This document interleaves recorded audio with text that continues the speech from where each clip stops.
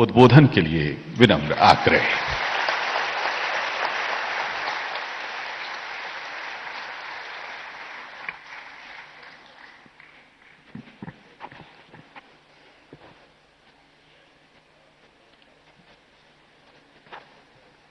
आज के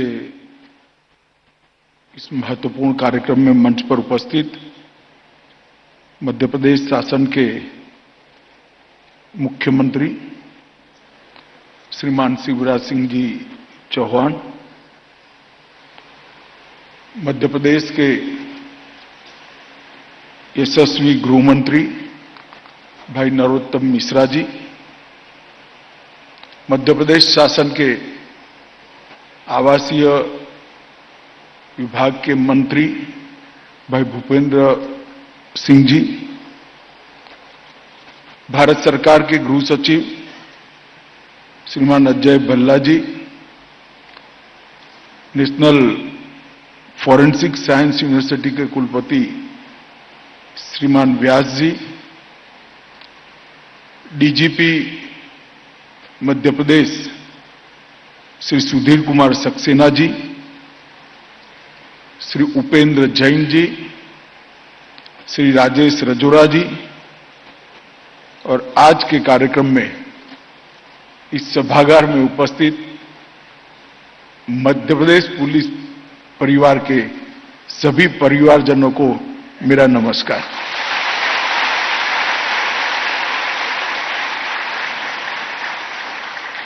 मित्रों, आज मध्य प्रदेश पुलिस और मध्य प्रदेश कानून व्यवस्था के क्षेत्र के लिए बहुत महत्वपूर्ण दो कार्यक्रम एक साथ एक ही मंच से होने जा रहे हैं और एक ऐसा मणिकंचन योग है जिसमें एक और तो मध्य प्रदेश की करोड़ों की जनता की सुख, शांति और सलामती के लिए दिन रात देखे बगैर, अपने जान की परवाह करे बगैर जो जवान वीरता के साथ डटा हुआ है, उनके परिवार की चिंता मध्य प्रदेश शासन कर रहा है, मध्य प्रदेश सरकार कर रही है।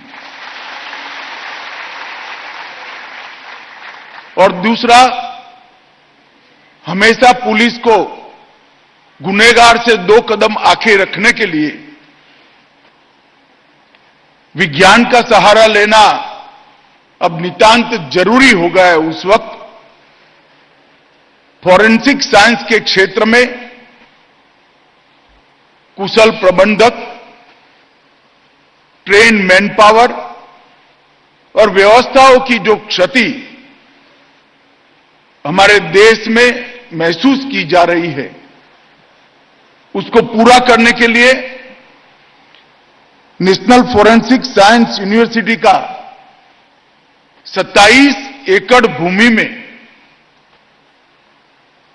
एक परिसर आज यहां भूमि पूजन होने जा रहा है, जिससे मध्य प्रदेश के हजारों युवाओं को राष्ट्रीय और अंतर्राष्ट्रीय स्तर पर फॉरेंसिक्स के क्षेत्र में काम करने का मौका मिलने वाला है।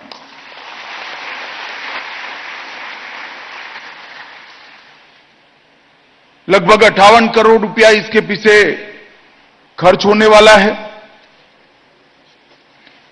हालांकि जो अभी आपने वॉक थ्रू के माध्यम से पूरा परिसर का विहंग अवलोकन किया, वो जब बनेगा तब बनेगा, मगर अभी सीएफएसएल भोपाल में तत्कालीन काम करना शुरू कर दिया है और 50 विद्यार्थियों की एक पहली बैच भी अपना अभ्यासक्रम चालू कर चुकी है। अब विज्ञान प्रवाह के अंदर जो बच्चे आगे बढ़ना चाहते हैं, फॉरेंसिक साइंस के क्षेत्र में अपनी कैरियर बनाना चाहते हैं, उनको कहीं और बाहर जाने की जरूरत नहीं पड़ेगी और यहां पर एक बहुमुखी और अत्यधिक शक्तिशाली उपकरण इस यूनिवर्सिटी के माध्यम से युवाओं को उपलब्ध होगा। मित्रों, मैं फॉरेंसिक साइंस यूनिवर्सिटी का बाद में बात करता हूं, परंतु सबसे पहले मध्य प्रदेश पुलिस के लिए आज बहुत आनंद और उत्सव का दिन है। मैं जानता हूं, इसकी बात जरूर करना चाहता हूं। दुर्भाग्य से आजादी के बाद 60 के दशक के बाद इस देश में पुलिस को देखने का नजरिया बदला है। अपनी फिल्मों को सफल करने के लिए कई फिल्मों के अंदर और कई सारे अखबारों ने एक गलत तरीके से पुलिस की छवि समाज के सामने रखने का काम किया है। मैं पहले गुजरात में भी गृह मंत्री रहा हूं। अब मोदी जी ने मुझे उनकी मंत्रिपरिषद में देश का गृह मंत्री बनने का मौका दिया है। पहले गुजरात के और अब देश भर के पुलिस बल के काम को मैंने नजदीक से देखा है। मित्रों, सरकार के सभी विभागों में एकमात्र पुलिस बल ही ऐसा बल है जिसका ना नौकरी का समय तय होता है, ना कभी छुट्टी होती है। 365 दिन 24 घंटा सदैव कोई भी चुनौती हो, कोई भी समय हो, उसका सामना करने के लिए पुलिस बल मुस्तैद रहता है। होली, दीपावली, जन्माष्टमी, रामनवमी, ईद, मोहर्रम, ये सब हम लोगों के लिए है। राखी के दिन भी पुलिस का जवान तो बहन जो राखी बांधने जा रही है, इसकी सुरक्षा के लिए किसी चौराहे पर डट कर खड़ा होगा। इसकी हाथ की कलाई भले ही सुन्नी हो, वो अपनी ड्यूटी का निर्वहन करता है। हम सब लोग जब दीपावली मनाते हैं हमारे परिवार के साथ, तब पुलिस का जवान कहीं कोई एक्सीडेंट न हो जाए, कहीं कोई दुर्घटना न हो जाए, त्योहार का मौका लेकर कोई गुनहगार निर्दोष नागरिकों को परेशान न करे, इसकी चिंता में अपनी दीपावली भी रोड पर ही मनाता है। 24 घंटा गुनहगारों के पीछे लगना, न घड़ी देखना, न समय देखना। शरीर के अंदर भी अनेक प्रकार की विकृतियां आती है, रोग आते हैं। इसकी परवाह करे बगैर समाज की सुरक्षा का एकमात्र मंत्र लेकर देश की पुलिस ने काम किया है मित्रों। और आज मैं आपको बताना चाहता हूं, भारत के शायद अब तक जितने भी युद्ध हुए उसमें जितने जवान शहीद नहीं हुए, 35,000 से ज्यादा पुलिसकर्मी इस देश की आंतरिक सुरक्षा को मजबूत करते हुए अपनी जान गंवाए हैं, अपनी जान को देश के लिए न्यौछावर करा है। तब जाकर ये देश सलामत है, तब जाकर नक्सलवाद पर लगाम लगती है, तब जाकर बाहर के देशों के इतने प्रयासों के बावजूद भी आतंकवाद कभी विकराल रूप लेकर हमारे देश के सामने खड़ा नहीं होता पाता है। तब जाकर कश्मीर और नॉर्थ ईस्ट के अंदर आज शांति का एक नया युग शुरू हो रहा है। अगर ये पुलिसकर्मी चाहे कहीं पर भी ड्यूटी करता हो, कश्मीर से कन्याकुमारी और कामाख्या से द्वारका तक, वो मुस्तैदी से न खड़ा हो तो ये संभव नहीं है मित्रों। और इसलिए मैं ऐसा मन से मानता हूं कि मीडिया के मित्र, समाज जीवन के लिए सोचने वाले लोग और बाकी सारे क्षेत्र में काम करने वाले हम सभी लोग पुलिस की छवि को बदलने के लिए हमें प्रयास करना चाहिए। जो करता है उसको इसका यश भी मिलना चाहिए, उसका पुरस्कार भी मिलना चाहिए। मित्रों, आज मैं शिवराज जी को और डॉक्टर नरोत्तम मिश्रा को बहुत बहुत बधाई देना चाहता हूं कि 25,000 पुलिस परिवारों को उन्होंने घर देने का फैसला दिया है। मैंने पुलिस लाइनें देखी है। पुलिस लाइनों के अंदर अंग्रेजों के जमाने के निवास, बारिश में पानी आता हो, कहीं बिजली शॉर्ट सर्किट कर जाती हो, गटर की व्यवस्था जीर्ण शीर्ण हो गई हो, ऐसी अवस्था में हमारे कांस्टेबल, हेड कांस्टेबल रहते हैं और ड्यूटी करते हैं। और काफी सारे लोगों को तो ऐसी भी व्यवस्था उपलब्ध नहीं होती है, तनख्वाह का एक मस्त मोटा हिस्सा किराया देने में चला जाता है। और जब परिवार असुरक्षित हो तो कोई भी व्यक्ति अपनी ड्यूटी का निर्वहन निश्चिंत होकर नहीं कर सकता। मध्य प्रदेश शासन ने एक बहुत अच्छा फैसला किया है कि 25,000 आवास गृहों को बनाकर 25,000 पुलिस परिवार के लोगों को आपने इनके चेहरे पर मुस्कान लाने का और इनके जीवन में चैन लाने का काम किया है। मैं आपको बहुत बहुत बधाई देना चाहता हूं। मैंने मकान देखे, अभी हम सब ने देखे। कोई कह नहीं सकता कि पुलिस हाउसिंग बोर्ड ने बनाए हुए मकान, अत्याधुनिक सुविधाओं के साथ इसको बनाया गया है, जिसमें आप सबको रहने का अधिकार है। वो अधिकार देने का काम मध्य प्रदेश सरकार ने किया है। आज 14 जिलों में 262 करोड़ की लागत से 1304 परिवारों को अपने घर की चाबी मिल जाएगी। इससे बड़ी अच्छी बात कोई हो नहीं सकती। एक परिवार, एक बेटी, एक बेटा, बूढ़ा मां, बूढ़ी मां, बूढ़े बाप अगर निश्चिंत के साथ सुरक्षित माहौल में है तो वो किसी भी मुकाबला करने के लिए तैयार रहता है। इसके साथ साथ 254 थाना भवनों और 200 पुलिस चौकियों को भी आधुनिक व्यवस्थाओं के साथ लैस कर आज आपके काम करने के वातावरण को स्वच्छ करने का काम, सुंदर बनाने का काम और आधुनिक बनाने का काम मध्य प्रदेश शासन ने किया है। मैं आपको बहुत बहुत बधाई देना चाहता हूं मित्रों।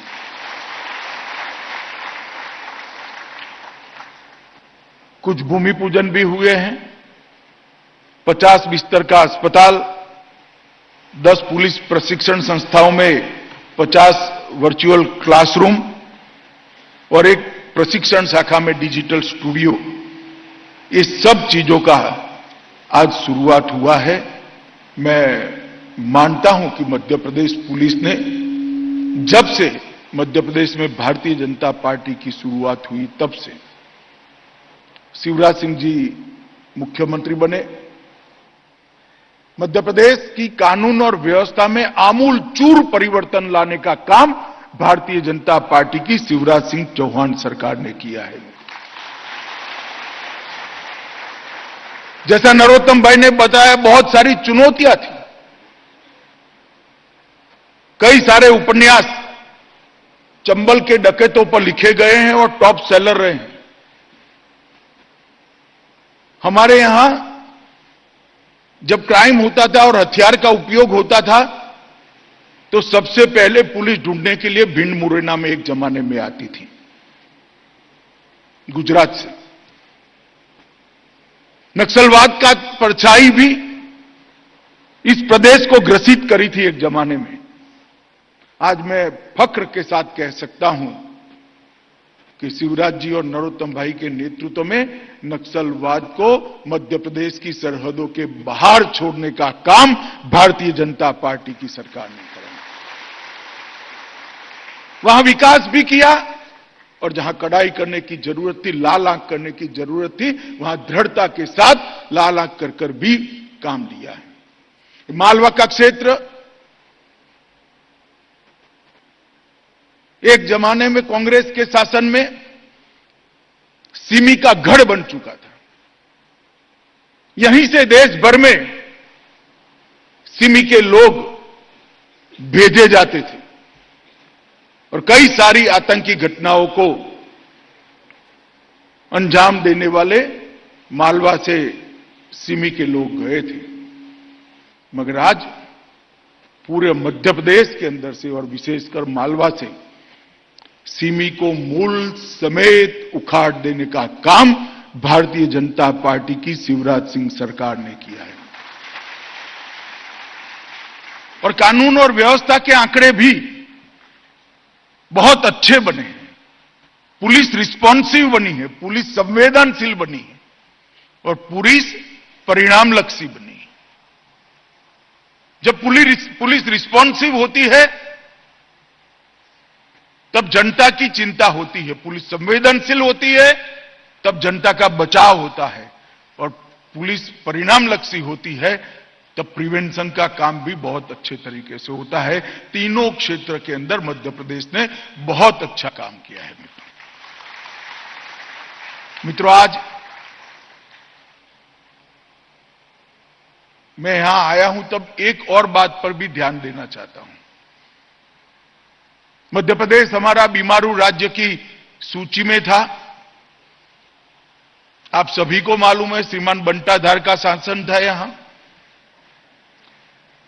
और हर क्षेत्र में मध्य प्रदेश पिछड़ा हुआ था। भारतीय जनता पार्टी का शासन आने के बाद शिवराज जी ने अनेक क्षेत्रों के अंदर बहुत अच्छा काम किया है, परंतु एक बात का मैं विशेष उल्लेख करना चाहता हूं। मध्य प्रदेश के कृषि क्षेत्र को और सिंचाई के क्षेत्र को शिवराज जी ने बहुत मजबूत करने का काम किया है। मैं लंबे समय तक शासन से जुड़ा हुआ व्यक्ति हूं, कई बार मंत्री भी बना हूं, लगभग 30 साल से जनप्रतिनिधि हूं। अनेक विभागों के काम भी मैंने नजदीक से देखे हैं। जीडीपी में उद्योग का और सर्विस का कंट्रीब्यूशन बढ़ाना बड़ा सरल है, मगर जीडीपी में सातत्यपूर्ण तरीके से कृषि विकास दर अनेक सालों तक 10% डबल डिजिट में ले जाना, ये बहुत कठिन काम है जो मध्य प्रदेश सरकार ने किया है। सिंचाई के क्षेत्र को लगभग 2.5 गुना बढ़ाया है। गेहूं से लेकर दलहनों से लेकर सोयाबीन तक हर क्षेत्र में उत्पादन बढ़ाने का काम मध्य प्रदेश में हुआ है। और मैं मानता हूं कि कृषि के अंदर जो परिवर्तन आया है वो परिवर्तन अच्छे आयोजन और कठोर परिश्रम के बगैर कभी आ नहीं सकता। मित्रों, आज पूरा मध्य प्रदेश का पुलिस परिवार इस सभागार में या तो वर्चुअल मोड पर मुझे सुन रहा है। मैं मध्य प्रदेश के जूनियर से जूनियर कांस्टेबल से लेकर डीजीपी साहब तक सभी को हृदय से साधुवाद देना चाहता हूं कि आप लोगों ने बहुत अच्छे तरीके से काम करते हैं मध्य प्रदेश की कानून और व्यवस्था को मजबूत बनाने का काम किया है। आज ये उपहार जो शिवराज जी ने आपको दिया है, मैं तो निमित्त हूं। भारत सरकार में मंत्री हूं, शिवराज जी ने मुझे बुला लिया, मैं आ गया, मैंने बटन दबा दिया, मगर काम तो शिवराज जी और नरोत्तम की जोड़ी ने किया है, मुझे मालूम है। इन लोगों ने आज बहुत बड़ा काम किया है। मध्य प्रदेश के सभी पुलिस के जवानों को 25,000 आवासों की पहली किस्त देने का। हमारा दूसरा कार्यक्रम है मित्रों, नेशनल फॉरेंसिक साइंस यूनिवर्सिटी का आज कैंपस का भूमि पूजन हुआ है। कैंपस का वॉक थ्रू के माध्यम से कैंपस कैसा बनेगा आपने देखा है। मैं दावे के साथ आपको कह सकता हूं, कुछ साल के बाद कई देशों के विद्यार्थी यहां फॉरेंसिक साइंस पढ़ने के लिए हमारे भोपाल के बच्चों के साथ पढ़ते होंगे, ऐसा मुझे पक्का विश्वास है। नेशनल फॉरेंसिक साइंस यूनिवर्सिटी ने अपने 12-13 साल के जीवन काल के अंदर समग्र विश्व में एक प्रकार से ख्याति प्राप्त की। मुझे ठीक याद है 2003 से लेकर 2009 तक हम गुजरात की फॉरेंसिक साइंस लेबोरेटरी को मजबूत करने का प्रयास कर रहे थे। माननीय मोदी जी उस वक्त गुजरात के मुख्यमंत्री थे। संयोग से उस वक्त मैं भी गुजरात का गृह मंत्री था। जब प्रयास कर रहे थे तब स्वाभाविक रूप से बजट वगैरह दिक्कतें तो आती हैं, मगर मोदी जी ने कभी इसके लिए कोई कमी नहीं होने दी। मगर सबसे बड़ी दिक्कत आती थी ट्रेन मैन पावर की। साइंस ग्रेजुएट लेने पड़ते थे और व्यास जी बेचारे उनको पढ़ाते रहते थे, एक्सपर्ट बनाते रहते थे। और उसी वक्त एक विचार आया कि एक फॉरेंसिक साइंस का कोर्स और इसकी यूनिवर्सिटी ही क्यों न बनाई जाए। 12वीं के बाद बच्चा सीधा बीएससी और एमएससी फॉरेंसिक साइंस में ही करे, उसमें आरएनडी करे और विश्व स्तरीय तज्ञ फॉरेंसिक साइंस के गुजरात की धरती से दुनिया में जाए। और इसको ध्यान में रखकर फॉरेंसिक साइंस यूनिवर्सिटी की नींव डाली गई और 12-13 साल की यात्रा के अंदर आज फॉरेंसिक साइंस यूनिवर्सिटी ने बहुत यशस्वी मकाम हासिल किया है। फॉरेंसिक साइंस के क्षेत्र में दुनिया के अंदर 70 देश के विद्यार्थी आज फॉरेंसिक साइंस के यूनिवर्सिटी के अंदर पढ़ने के लिए आते हैं। मित्रों, बहुत बड़ी उपलब्धि है भारत की किसी भी यूनिवर्सिटी के लिए। मैं जब केंद्र में गृह मंत्री बना तब हम सीआरपीसी, आईपीसी के अंदर, एविडेंस एक्ट के अंदर आमूलचूल परिवर्तन कर रहे हैं। एक एक धारा को बदलकर आज की जरूरियात के हिसाब से बनाना, पुलिस का कार्य पद्धति को पूरी तरह से आधुनिक, संवेदनशील और लक्षित बनाना,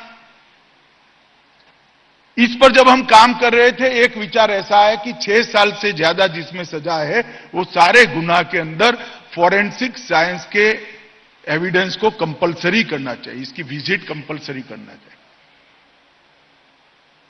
क्योंकि किसी भी गुनहगार को अगर सजा करानी है तो सिर्फ गवाहों की निर्भरता से नहीं हो सकता। अब 3rd डिग्री का जमाना नहीं है, 3rd डिग्री उपयोग भी नहीं करनी चाहिए। अब अंग्रेजों का शासन नहीं है, हमारा खुद का शासन है। क्यों 3rd डिग्री उपयोग करना? मगर रोकथाम तो करनी है गुनाहों की, करनी है तो वैज्ञानिक एविडेंस लाना पड़ेगा, साइंटिफिक एविडेंस लाना पड़ेगा। और इसके लिए एक विचार है कि 6 साल से ज्यादा जितने भी सजा है ये सभी गुनाहों में फॉरेंसिक साइंस के एविडेंस को कंपलसरी कर दिया जाए। क्राइम सीन पर फॉरेंसिक की टीम की विजिट को कंपलसरी कर दिया। विचार तो बहुत अच्छा था, फिर आया कि भाई इतने लोग कहां हैं, इतनी फॉरेंसिक लैब कहां है। आप कानून तो बना दोगे मगर एक्सपर्ट ही नहीं होंगे तो फिर कानून बन गया, चालान नहीं होगा, चालान नहीं होगा तो और दिक्कतें हो जाएगी। इसी में से विचार आया कि गुजरात फॉरेंसिक साइंस यूनिवर्सिटी को नेशनल फॉरेंसिक साइंस यूनिवर्सिटी बना दिया जाए और उसको राष्ट्रीय महत्व के संस्थान में शामिल कर जहां तक हो सके ज्यादातर राज्यों में इनका एक एक कैंपस खोला जाए और देश भर के युवाओं को फॉरेंसिक साइंस के क्षेत्र में काम के लिए आगे बढ़ने का मौका दिया जाए। मित्रों, आज ये 5वां कैंपस चालू हो रहा है और मुझे बहुत आनंद है कि भोपाल के अंदर 27 एकड़ भूमि के अंदर ये बहुत अच्छा कैंपस बनने जा रहा है, जिससे मध्य प्रदेश के युवाओं को अपार मौके मिलने वाले हैं, अपार संभावनाओं वाले मौके मिलने वाले हैं और ये बहुत बड़ी उपलब्धि है। इसके अलावे मणिपुर, आसाम और कर्नाटक के अंदर भी कैंपस बनाने का निर्णय हो चुका है। राजस्थान और चंडीगढ़ में भी अभी चर्चा चालू है। तो एक प्रकार से धीरे धीरे कर देश के हर कोने के अंदर ये कैंपस बढ़ते जाएंगे और मुझे विश्वास है कि ये 2 वर्षों में ही एनएफएसयू की उपस्थिति गुजरात सहित 10 से ज्यादा राज्यों के अंदर हम कर लेंगे, जहां से एक्सपर्ट्स बाहर आएंगे और उसके बाद हम आगे बढ़ जाएंगे। मित्रों, यहां पर कई सारे कोर्स शुरू होने वाले हैं, मैं इसकी डिटेल में जाना नहीं चाहता। यहां पर पुलिस अधिकारी, जुडिशियल अधिकारी और प्राइवेट कंपनियों को भी forensic science, cyber security, digital forensics, fraud investigation, wild life crimes, narcotics और ड्रग के ट्रेनिंग देने की व्यवस्था भी होने वाली है। तो केवल विद्यार्थियों के लिए नहीं, अधिकारियों के लिए, न्याय के काम में जुड़े हुए न्यायाधीशों के लिए, प्रोसिक्यूशन का काम करने वाले वकीलों के लिए और प्राइवेट इंडस्ट्रीज के लिए भी इनकी ट्रेनिंग का काम यहां पर होगा। और मुझे बहुत विश्वास है कि शुरू होने के बाद बहुत जल्दी से मध्य प्रदेश के अंदर गुनहगारों को सजा कराने का दर तेजी से बढ़ेगा और गुनहगारों को जेल के सलाखों के पीछे पहुंचाने का काम पुलिस बहुत सरलता से करेगी। मित्रों, 3rd डिग्री की बजाय फॉरेंसिक साइंस की तकनीक से जेल में डालना और एविडेंस खड़ा करना एक प्रकार से अपने आप में इस क्षेत्र के अंदर क्रांति मानी जाएगी। मित्रों, विश्वविद्यालय ने अब तक ढेर सारे पेटेंट भी फाइल किए हैं। विश्वविद्यालय कई प्रमुख अनुसंधान अंतर्राष्ट्रीय परियोजनाओं पर भी कार्यरत है, जिसमें लापता सैनिकों की पहचान, वायुसेना के साथ कार्यरत है, एक इसरो के साथ कार्यरत है। कई प्रकार की चीजों को वो आगे ले जा रहे हैं। ड्रोन फोरेंसिक के लिए भी एक नया डिपार्टमेंट उन्होंने खोला है। भारत सरकार के गृह मंत्रालय ने मोदी जी के नेतृत्व में इसके लिए पूरी कार्य योजना बनाई है। उसके 4 स्तंभ हैं। एक, फॉरेंसिक साइंस के इंफ्रास्ट्रक्चर को, मतलब लेबोरेटरियों को ज्यादा बनाना और आधुनिक बनाना। फॉरेंसिक विशेषज्ञों की मैन पावर को तेजी के साथ बढ़ाना, जिसमें फॉरेंसिक साइंस यूनिवर्सिटी का बड़ा रोल रहेगा।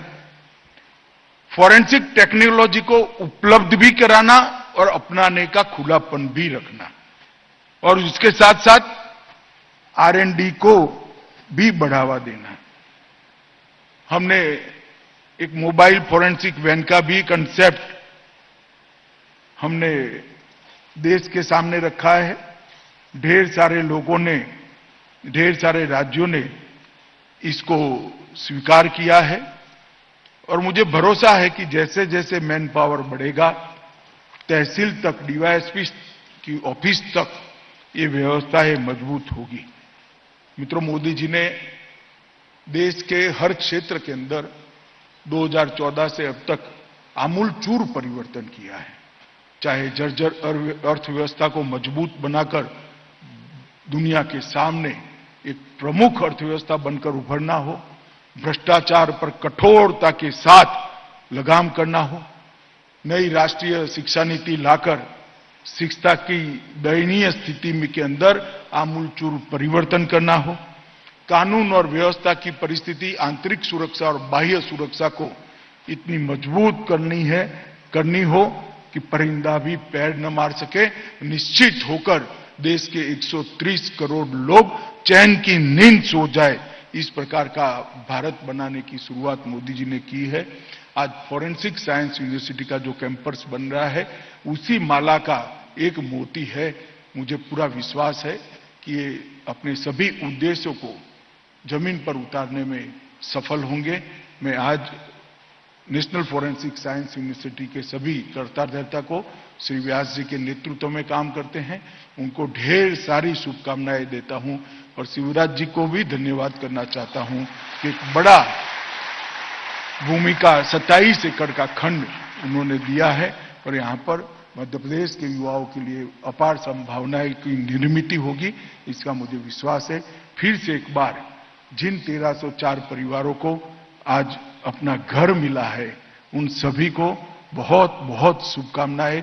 ये घर आपके लिए बहुत शुभदायी हो, ऐसी भावना व्यक्त कर मेरी बात को समाप्त करता हूं। वंदे मातरम। बहुत बहुत धन्यवाद माननीय केंद्रीय गृह मंत्री श्री अमित शाह जी।